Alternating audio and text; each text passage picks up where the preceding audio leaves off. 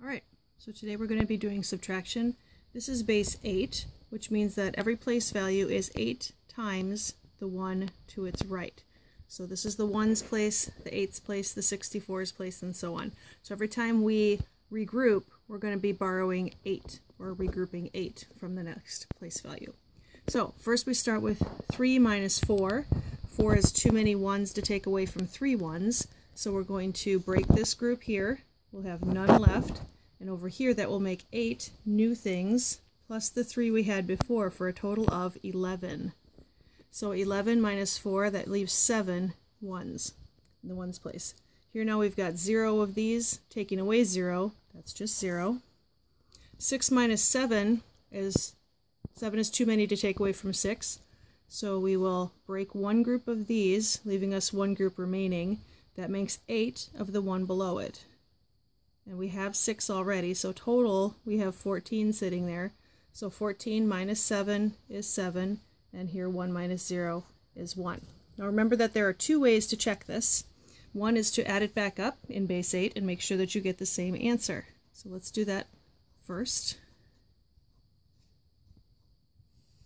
Alright, so in base 8, remember that we regroup whenever we get a new group of 8. So 7 plus 4 would be 11 things, which would be one group of 8 and 3 leftovers. And if you're getting savvy at this, you see the 7, one of these will make a group of 8, and that leaves 3 behind here.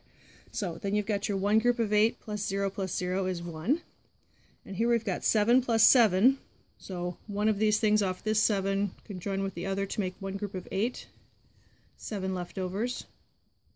Oops, sorry, 6 leftovers. And then, or the other way to think about it is you've got 14 things, which is one group of 8 and 6 leftovers. And then you've got 1 plus 1 in this place value, which leaves you with 2. 2, 6, 1, 3. That's what we began with, and that's what we want to see when we check. Okay. The second way to check this is to translate everything into base 10. Okay. So we're going to have, as I said, the place values. We've got 1's, 8's, 64's, and let me think, 512's? Let's double check that on the calculator. Yes, 512. Alright, so this number at the bottom then means 1's, 8's, 64's, 512's.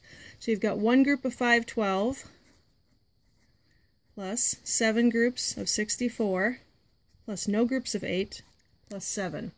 So let's take that together.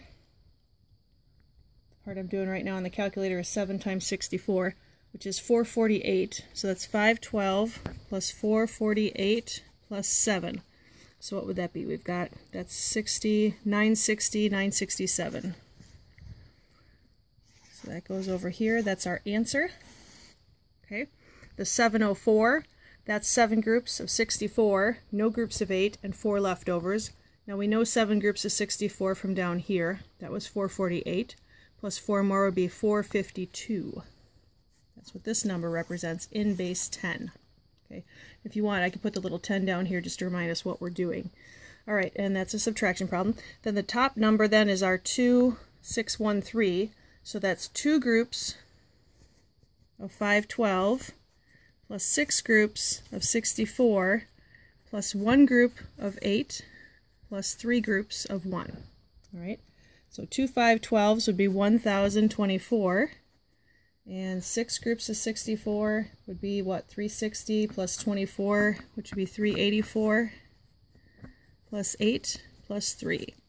Let's see if we can put this all together now. So we've got 1,300, 1,400, 1,400, we've got 8, 16, 19, 1,419 it looks like. Let's see how that goes. Alright, so 9 minus 2 is 7, we would say 11, minus 5 is 6, so this would be 13, minus 4 would be 9. So that problem checks out when we get it into base 10. All set. Alright, moving on.